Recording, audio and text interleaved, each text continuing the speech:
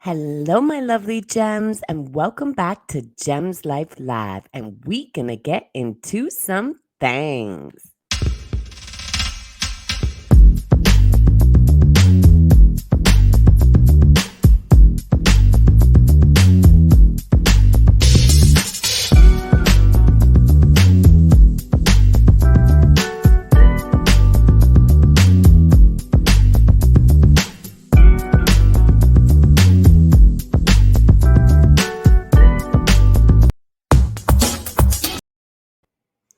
Hello, good morning, my lovely gems, and welcome back to the channel. So, unless you're living under a rock, you would know that it was the Met Gala 2022 in New York City. So, we're going to cover a little bit of that, and we also have a few other things that I want to talk to you with my lovely gems. Okay, so first things first, the Met Gala. Everyone looked so beautiful. I honestly can't really say that there was a really, really ugly dress. I really liked the theme. It was gilded, like couture back in the day kind of thing. So, Kim Kardashian, she was wearing Marilyn Monroe's original dress that she sang Happy Birthday to the President to. Now, we all know what happened to Marilyn Monroe. She was having basically an affair with both of the Kennedy brothers, Bobby Kennedy, which is Rob Kennedy, and Jack Kennedy, which is John Kennedy. So basically, she was sleeping with both of them, and they were pretty much using her as a side piece, a piece of meat. And they would both meet her at one of the Kennedy's party homes. And eventually they got too entangled with what was going on with the Cuban war and stuff like that, the Civil War and everything like that, the missile crisis.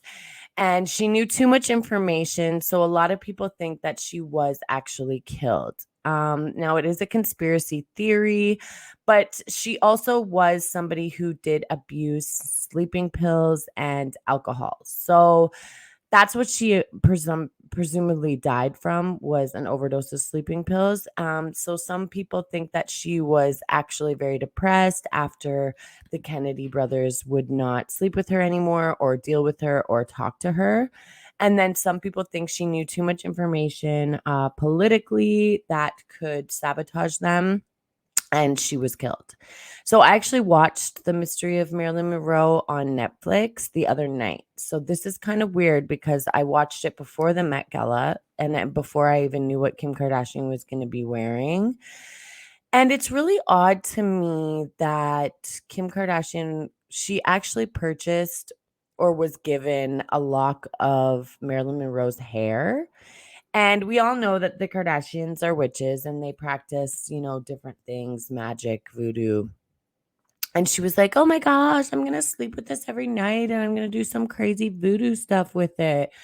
So, I don't know if she's like retarded or if she wants to channel someone who is dead and got killed, but I find it very odd with the narrative as well because she's going through a lot of this relationship stuff with Kanye, the obsessment, and then also it seems to be that her new boyfriend, Pete Davidson, is a little obsessed as well. As we know, he's tattooed her name on himself and branded himself like 5 times. He now, they're speculating that he has the children initials tattooed on his neck. I mean, they've only been publicly dating for about 6 months. So she's already slack having the kids around the man, and also for him to be tattooing the kids' initials on his neck, they're not his kids. So it's just kind of odd. So I feel like that could be a little bit of a lethal obsession. So the fact that she wants to channel Marilyn Monroe, who was possibly killed by the Kennedys in a weird love triangle type thing, I find is really odd. So I think she should be careful because you could just end up dead. And in a similar fashion to Marilyn Monroe, since you want to be her so badly, she says, "I'm going to clone her." Just weird. Weird, weird, weird, weird. So, and anyway, she didn't look anything like Marilyn Monroe. Marilyn Monroe never wore her hair in a slicked back blonde ponytail, which blonde looks horrible on her. I'm going to agree with Mob Radio. Shout out to Mob Radio. I don't think Kim Kardashian suits blonde hair, especially that goldy Goldilocks type blonde. It doesn't appeal. She's Armenian. She looks good in her dark brown hair. Also, she's looking very thin. Actually all the Kardashians except for the oldest Kardashian, who's with that drummer, Travis Barker. Except for her, she looks like she's happy because she looks like she's gaining weight. So she must be happy in her relationship.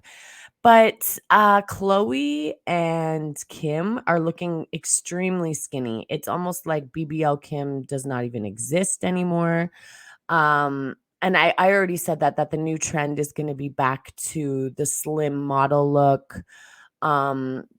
Like the classic, or what they would say, like white girl body, that's going to be back in. You're going to be seeing the BBLs take a back seat. But yes, I do find it weird that she's trying to channel Marilyn Monroe, who was killed in a love triangle. And Kim seems to be in a similar predicament right now. So I think she should be careful what magic she does with that. Anyway, Nicki looked absolutely stunning. They all are trying to not put her on the best dress list. I think that's ridiculous. She looked gorgeous with the studded beads and jewels all over her skin. I didn't really like the hat. I wish she would have showcased herself without the hat because she looks gorgeous and her makeup was just flawless. Um, and then Armand Wiggins. I love Armand Wiggins. I've been watching him for a long time, but he seems to be being very messy on his YouTube channel. He definitely has something against Nicki Minaj now because she obviously didn't give him the time of day. And now he's like rooting for Cardi B and like a little lapdog for Cardi B. So he wrote some crazy stuff on his YouTube that Nicki was shook when Cardi B walked by. Like, get off it. Were you there? Did you see her? Was she shaking in her boots? Because I don't think so. The last Met Gala, actually, Nicki walked away with no scratches, and Cardi B walked away with a big knot on her head from Ra Ali. So I don't think it would be Nicki that would be shaking in her boots, but the fact that you use that as a headline when all this stuff is going on and how beautiful everyone looked at the Met Gala, and that was your headline exclusive. Nicki sat spooked. Like, stop this. First of all, that's definitely unbelievable. I don't believe it. And unless you have actual proof coming from both camps or like some camera footage, I just think that that's a little ridiculous to use as your clickbait on your YouTube channel. But anyway, you can actually go and vote who you think was best dressed at the Met Gala. So everyone, please go there, especially the Barbs, and let's get Nicki at the top, number one. Okay, and she actually walked out with Ricardo, which is Burberry himself, and I thought that was awesome. He looked debonair. He looked very handsome. So I thought that was great. Okay, moving along to Blueface. His baby mom is doing a few TikToks, just basically saying how the heck did I get pregnant? Well, my baby daddy is out here just being a thought. And she's just been doing a couple TikToks. I think they're hilarious. He doesn't seem to like them, and his mother does not seem to like them. And Blueface did say a few things. He's like, I pay $7,000 to your ungrateful A every month. Just sit there and collect the money. But I mean, I don't think it's all about the money. When you're pregnant, and especially going through hard times with your man, it's very difficult. And I don't think men will ever understand, but she's sitting there pregnant with his second child and he's out running around. Like, it's just crazy. And the fact that he thinks $7,000 a month is going to make up for this moment in life, he's very mistaken. So he can go around with Krishan Rock and all these girls and just do what he's doing. And she's actually just sitting there pregnant, making a couple TikToks about it to lighten the mood because she knows she looks retarded. I mean, it looks gross. Like, it's very embarrassing that this is your baby daddy and you're pregnant by him. And then all of a sudden, you see him like tongue kissing Krishan Rock online, uh, which I think she's a crackhead. But I mean, that's my opinion. Allegedly, she's a crackhead. So, I mean, maybe they just like to stay up together all night and smoke crack and have sex. I mean, is that the basis of the relationship? I'm not sure. But I think the baby mom has more rights to make TikToks considering she has your children.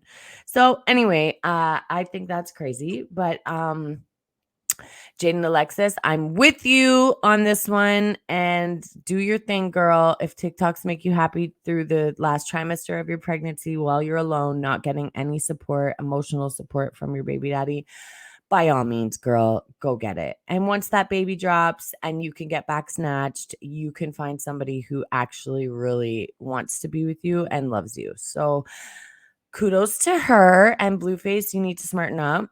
He has his new show on OnlyFans. He was previewing some of the footage the other day. So if you guys are into that, go check that out. And then we also have Whack 100. He is just all over the news feed. He does a lot. Apparently, they took his Clubhouse account away from him. Now he's been disrespecting Jay Prince over like the death row rights to the actual movie. Apparently, some elderly Black woman has the rights. And Suge Knight is kind of upset about that because he has to get Whack 100 out of the way because he seems to be representing this lady. And Whack 100 is also put out there that Big U and Suge went behind his back and went to New York to his label. And Suge Knight said, I want to give all the contracts that you have with Whack to Big U because that's the only guy he's scared of in LA. So Whack is saying that's the actual reason why him and Big U fell out. And as we know, he's been saying that through this whole Hassan Campbell debauchery. Hassan seems to think that Big U had something to do with Nipsey Hussle's death. I don't think that's far off, allegedly. But we have no proof as of right now. But the fact that he's bringing awareness to it, I mean, go ahead. He doesn't like how the West Coast extorts East Coast artists when they go there, and he wants to put a stop to that. I mean, that's gang politics, so I don't know too much about that. So I'm not going to get involved and give my opinion because there's really nothing to do with me. But Whack 100 seems to be making enemies everywhere. Now you have Jay Prince in Texas as an enemy. You have Big U in LA, and he runs a lot as an enemy. And now apparently he's running with people in New York. So he's kind of like dotting his I's and crossing his T's. And a lot of people think that Whack 100 is now working with the police. And that's why he feels like he is so protected to be able to even say all this stuff. But now that Clubhouse took his account away, I'm not sure how he's going to get these things across. But anyway, this is a story that's unraveling. So we will see what happens. I'd also like to bring something up that I didn't put in the video, any pictures, but the Rolling Loud in Toronto. Now, everyone knows this is a huge opportunity for our city. When I was coming up as an artist, I would have killed for an opportunity like this, and so would a lot of other people who paved the way for the artists today. And I'm seeing a lot of people say, oh, certain people should not be on the bill and certain people should, and da da da da da. I mean, we're going to be completely honest here. To get on things like this, you have to pay. So maybe not every artist is paying, but maybe their label is paying. It's probably like a $1,500 to get on this show. And probably prerequisites is trending and number one hits that are going around in the algorithm in Canada. So, I mean, I can see why a few people are on there. I can see why people don't want a few others to be on there.